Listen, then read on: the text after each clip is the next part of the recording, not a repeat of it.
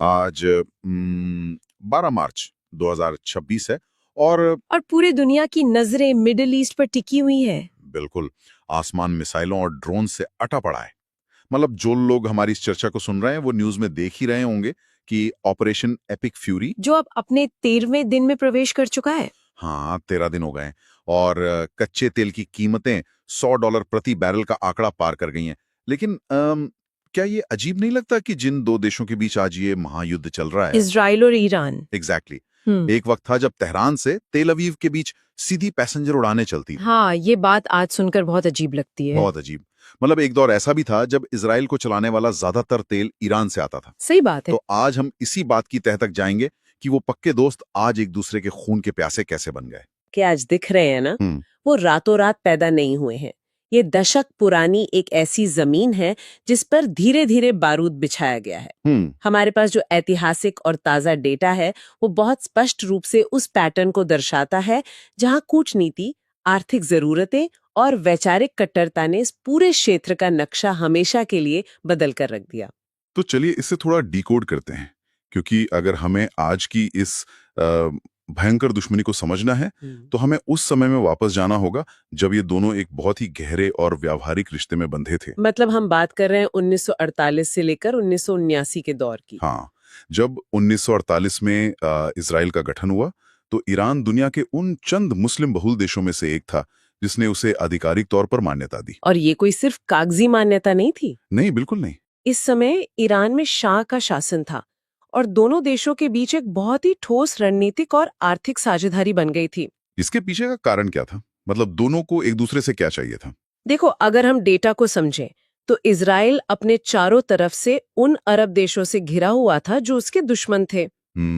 उसे एक ऐसे ताकतवर गैर अरब सहयोगी की तलाश थी जो उसे ऊर्जा दे सके, यानी तेल। और ईरान के पास तो तेल का अथाह भंडार था। एग्जैक्टली। और दूसरी तरफ ईरान को पश्चिमी देशों की उन्नत तकनीक, कृषि विशेषज्ञता और सैन्य उपकरणों की जरूरत थी, जो इजराइल ने उन्हें मुहैया कराया। हाँ, ये तो कुछ ऐसा ही हुआ जैसे दो महत्वाकांक्षी लोग मिलकर एक बहुत बड़ा स्टार्टअप शुरू करें। एक अच्छी एनालॉजी है ये। है ना? जहां दोनों की खूबियां एक दूसरे की कमजोरियों को ढक रही हों। एक के पास कच्चा माल है, दूसरे के पास तकनीक। बिल्कुल।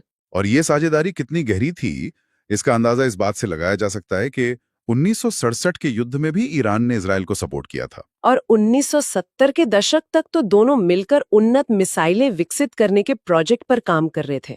क्या बात है! मतलब किसी ने सोचा भी नहीं होगा कि ये स्टार्टअप इतनी बुरी तरह से फेल होगा और दोनों फाउंडर्स एक दूसरे की जान के दुश्मन बन जाएंगे। और यहीं पर वो पॉइंट आता है जहां राजनीति और विचारधारा का टकराव शुरू होता है। 1979 का साल। ओह हाँ, 1979। ये साल इस पूरे समीकरण को पलट देता है। ईरान में इस्लामी क्रांति होती है, शाह को देश छोड़कर भागना पड़ता है और आयतुल्लाह खोमेनी सत्ता के शीर्ष पर बैठते हैं।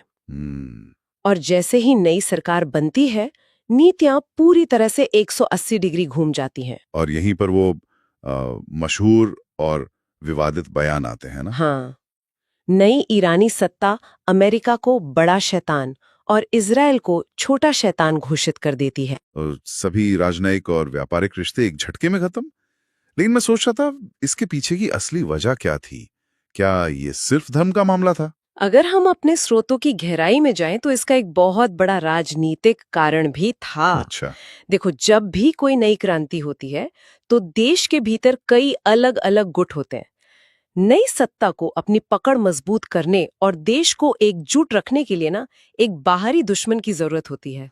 ओह, समझ गया। इजराइल और अमेरिका का विरोध करना ईरान की नई सत्ता के लिए सिर्फ एक विदेश नीति नहीं थी, ये उनकी अपनी नई वैचारिक पहचान को स्थापित करने का एक सबसे कारगर तरीका था। एक मिनट रुको, यहाँ हमारे स्रोतों में एक ऐसा तथ्य है जो सच में दिमाग घुमा देने वाला है। आप हथियारों के व्यापार की बात करें? हाँ, 1979 में रिश्ते टूट गए, दोनों कट्टर दुश्मन बन गए पब्लिकली। बिल्कुल।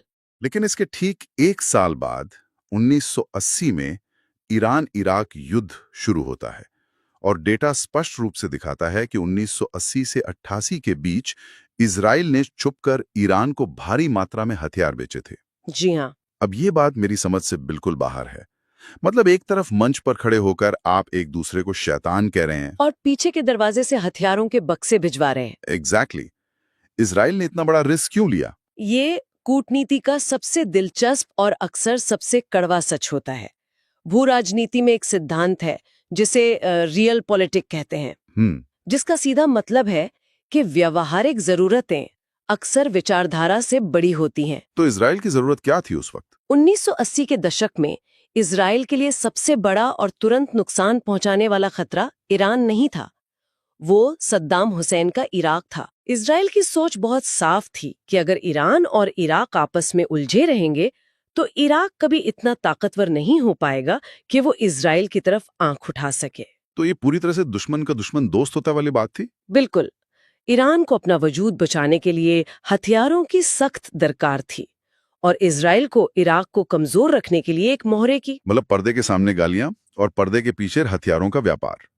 लेकिन 1980 के दशक के बाद हालात फिर बदलने लगे। जी, क्योंकि 90 के दशक तक आते आते ये स्पष्ट हो गया था कि सीधा युद्ध बहुत महंगा और विनाशकारी होता है। हाँ, ईरान इराक युद्ध ने दोनों देशों को भारी नुकसान पहुंचाया था। कोई भी पक्ष अब सीधे तौर पर सेना लेकर सीमा पर नहीं लड़ना चाहता था। इसलिए ईरान और इजराइल ने एक नया रास्ता चुना, जिसे हम शैडो वॉर या छाया युद्ध कहते हैं। बिल्कुल। यहाँ बात सच में बहुत दिलचस्प हो जाती है। अगर हम इसे आसान भाषा में समझें तो ये शतरंज के एक ऐसे खेल जैसा है जहां खिलाड़ी खुद बोर्ड पर नहीं उतर रहे। हाँ, वो अपने प्यादों के जरिए एक दूसरे को मात देने की कोशिश कर रहे हैं। एग्जैक्टली। मतलब जैसे किसी बड़े कॉर्पोरेट घराने द्वारा शेल कंपनीज के जरिए अपने प्रतिद्वंदी को बर्बाद करना। मुख्य खिलाड़ी खुद सामने नहीं आते।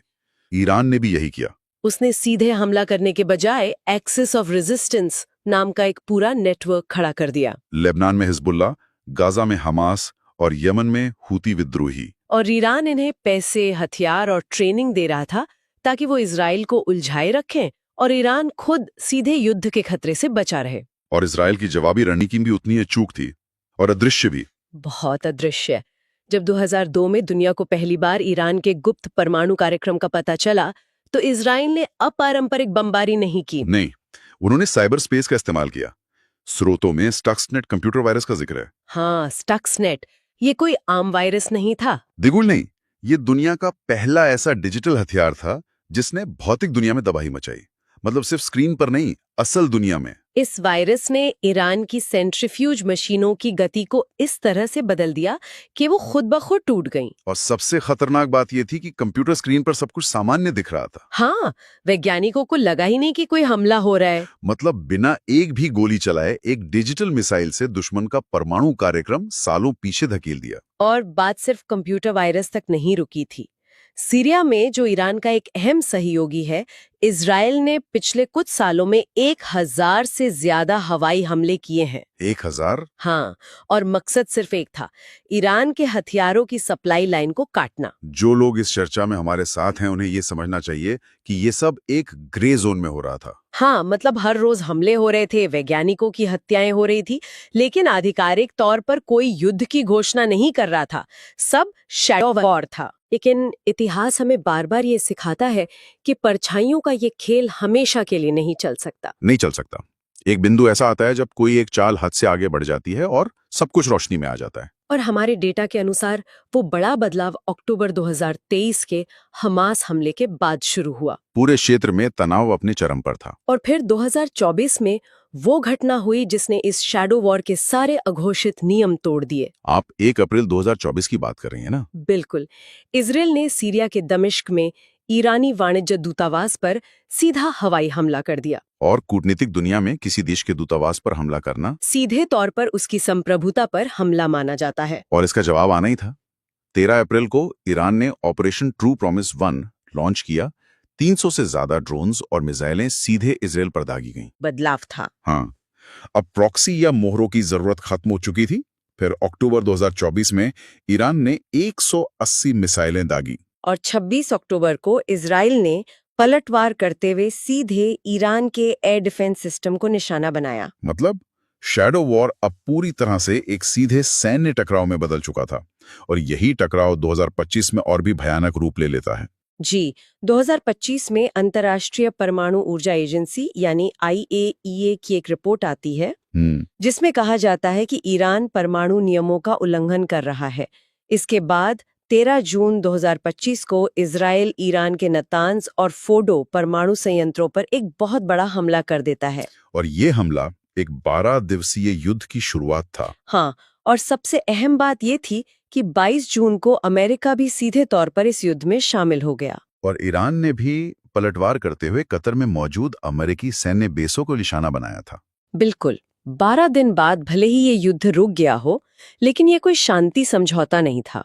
तो मैं ये सोच रहा था कि क्या ये सिर्फ एक ब्रेक था ताकि दोनों पक्ष अपनी सांसें वापस ले सकें। अगर हम आज के हालात देखें तो 2025 का वो युद्ध असल में 2026 के इस महायुद्ध का एक ड्रेस रिहर्सल था। एक पूर्वाभ्यास। हाँ, दोनों पक्षों ने अपनी क्षमताएं तौल ली थीं, राज्य स्तरीय युद्ध के नए नियम स्थापित हो चुके थे और इसी ड्रेस रिहर्सल ने उस विनाश की जमीन तैयार की जिसे हम आज देख रहे हैं। और अब हम आते हैं उस तारीख पर जिसने पूरी दुनिया को हिलाकर रख दिया है, 28 फरवरी 2026, जहां से ऑपरेशन एपिक फ्यूरी की शुरुआत होती है। अमेरिका और ईरान के बीच चल रही सारी कूटनीतिक वार्ताएं फेल हो जाती हैं और सुबह ठीक 6:35 पर यह ऑपरेशन शुरू होता है। ये इतिहास के सबसे बड़े समन्वित हमलों में से एक था।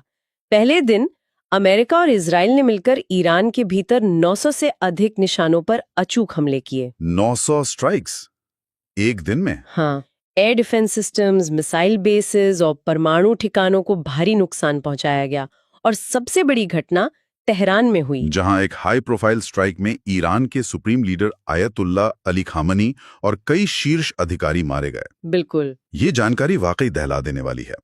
लेकिन जब भी हम ऐसे सटीक हमलों या प्रिसिजन स्ट्राइक्स की बात करते हैं तो जमीनी हकीकत अक्सर बहुत स्याह होती है। सही कहा आपने। हमारे स्रोत सामग्री में एक बहुत ही दुखद घटना का जिक्र है। मिनाब में एक स्कूल पर हुए हमले में 165 से 170 बच्चों की जान चली गई, जिनमें ज्यादातर बच्चियां थीं। हाँ, और जो लोग सुन रहे हैं, हम इस दर्द को महज एक आंकड़े की तरह नहीं पढ़ सकते। ये समझना बहुत जरूरी है कि युद्ध के कमरे में लिए गए फैसले जब जमीन पर उतरते हैं तो उनकी कीमत अक्सर सबसे मासूम लोगों को चुकानी पड़ती है। ये एक फैक्ट है।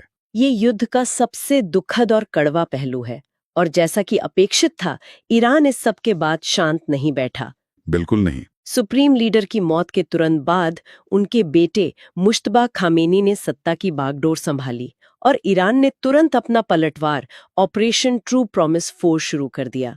सैकड़ों मिसाइलें और ड्रोन्स इजराइल और मध्य पूर्व में मौजूद अमेरिकी बेसों पर दागे गए। और आज 12 मार्च 2026 तक की जो तस्वीर हमारे सामने है, वो ना सिर्फ उस इलाके के लिए बल्कि पूरी दुनिया के लिए एक बहुत बड़ा खतरा बन चुकी है। हाँ, अमेरिकी राष्ट्रपति ट्रंप ने ईरान से बिना शर्त समर्पण यानी अनकंडीशनल सरेंडर की मांग की है। लेकिन जो चीज हमारे सुनने वालों की रोजमर्रा की जिंदगी को सबसे ज्यादा प्रभावित कर रही है, वो है होर्मुज जलडमरू मध्य यानी स्ट्रेट ऑफ हॉर्मुज में हुआ टकराव। ये बहुत महत्वपूर्ण पॉइंट है। हॉर्मोन्स का ये जलमार्ग वैश्विक अर्थव्यवस्था की रीढ़ है। दुनिया का 20% कच्चा तेल इसी रास्ते से गुजरता है ना। एग्जैक्टली।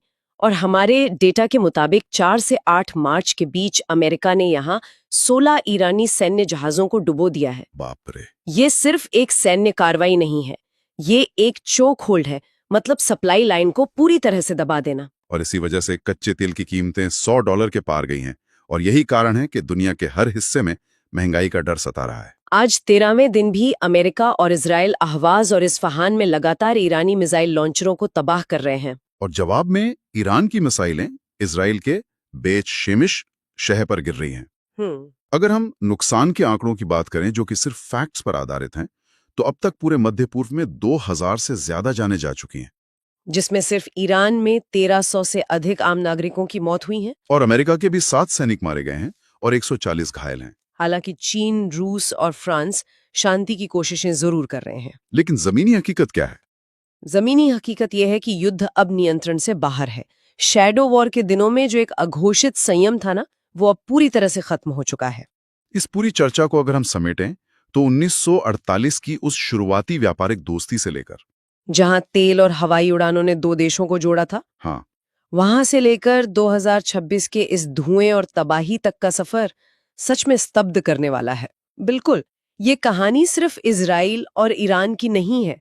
ये कहानी है कि कैसे प्रॉक्सी युद्ध, परमाणु महत्वाकांक्षाएं और कूटनीतिक विफलताएं एक पूरे क्षेत्र को बारूद के ढेर में बदल देती हैं। और जब दशकों तक चलने वाला परछाइयों का युद्ध रोशनी में आकर फुल स्केल वॉर बन जाता है, तो पुराने सारे नियम जलकर राख हो जाते हैं। और यही वो विचार है जिसके साथ हम आज की इस गहन चर्चा को विराम देना चाहते हैं। हमारे सुनने वालों के लिए एक बहुत बड़ा सवाल है। बिल्कुल। जब शैडो वॉर एक फुल स्केल वॉर में बदल जाता है, तो वापस जाने का कोई रास्ता नहीं बचता। सोचिए, क्या 2026 का ये महायुद्ध मध्य पूर्व के नक्शे और शक्ति संतुलन को हमेशा के लिए बदल देगा? या फिर इस बेहिसाब तबाही के बाद कूटनीति के एक नए और पहले से कहीं अधिक जटिल और उलझे हुए युग का जन्म होगा? इस बारे में जरूर विचार कीजिएगा।